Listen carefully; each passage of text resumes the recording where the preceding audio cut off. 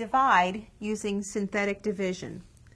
X cubed plus 5x squared plus 4x minus 7 divided by x minus 2. In synthetic division, we only use the coefficients of the polynomials to do the division. So let's first write out those coefficients. We have 1 for the x cubed, 5 is the coefficient of the x squared term, 4 is the coefficient of the x term, and then negative 7. And then we look at the 2. We look at what number is subtracted from the x. In this case, it's a 2. And we write that over here in a box that's sort of reminiscent of a division symbol. And then we draw a line like this.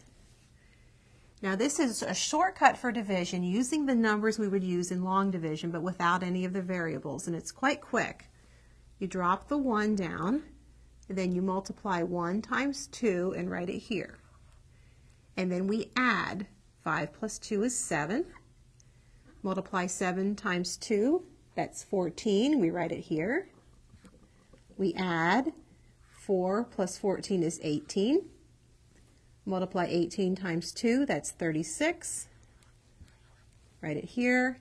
And we add, and we get 29.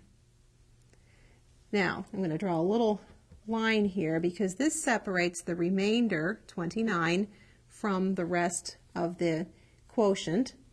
And these are the coefficients of the quotient. Now, how can you tell what powers of x to put in there? Well, this is the constant term, this is the x term, and this would be x squared. It's actually 1 power of x less than what we started with originally. Our original dividend had x cubed, so this will start with an x squared. So it's 1x squared, or just x squared, plus 7x plus 18.